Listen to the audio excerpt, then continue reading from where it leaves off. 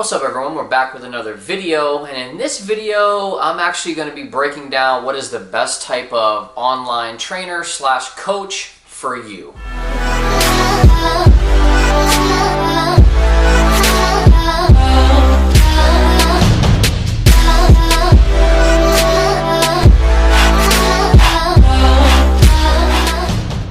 Okay, so in this video I kind of want to highlight a couple of important parameters on choosing the right coach for you to work with.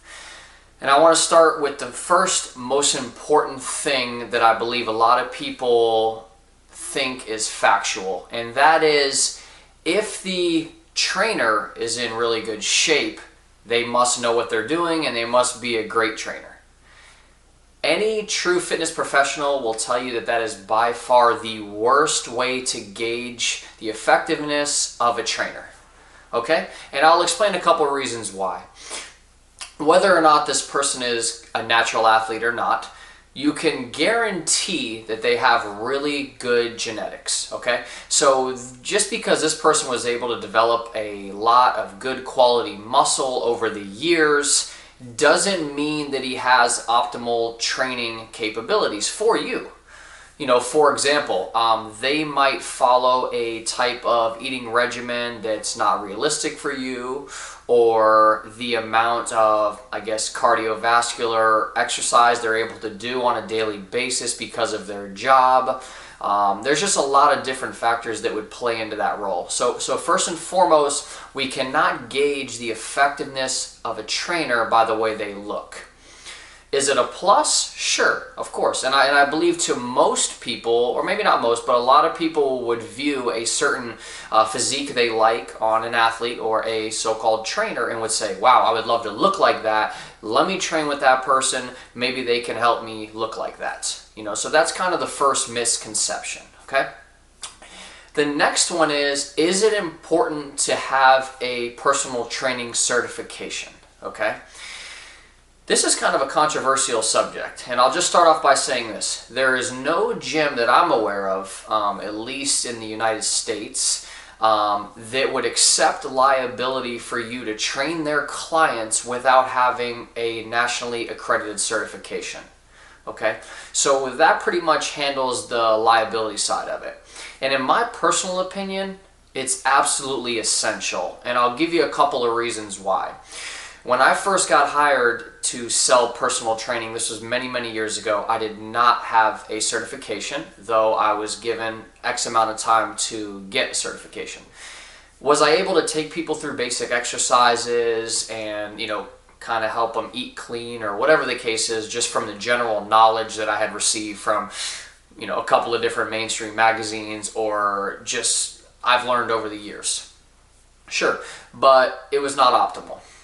With personal training certification, especially a good one, they are going to help you safe and effectively take people through motions, if that makes sense. So you're limiting the risk of injuring your client substantially, and also learning how to optimize certain movements.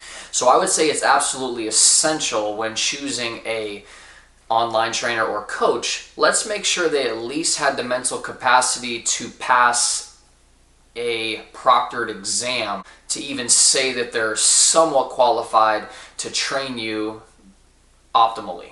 Okay? The next route would say, well, I like this person and I think they're a good trainer, but it seems like all of the information I hear from them comes from either, you know, studies that they read, or something that a good friend of them has taught them who is very qualified to train people.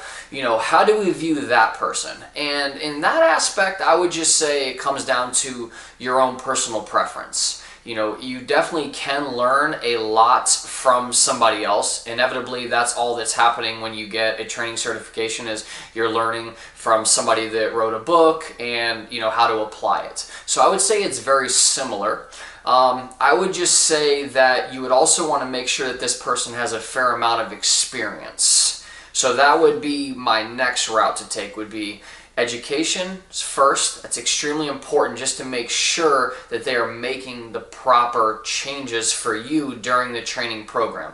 Making sure that they're progressing you, making sure that they're able to alternate the exercise if you are not able to perform that, and also that all of this training and nutritional, guidance is going along to your goals, not a very basic, online template of workouts that is more along the lines of like a universal program, okay?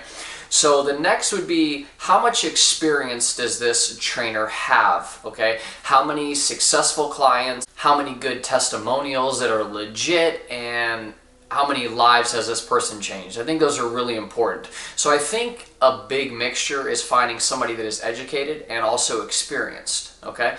And so that would be your two most important factors when choosing a coach, I would believe, personally. The other side of it as well is, do their protocol go well with your lifestyle? And I'll let you know what I mean by that.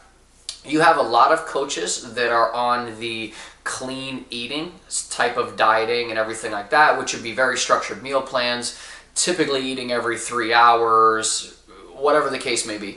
And then you have trainers or coaches that are more on flexible dieting, IIFYM, which allows you to eat kind of whatever you want while logging it on a daily basis, okay? Either of them I'm sure can work.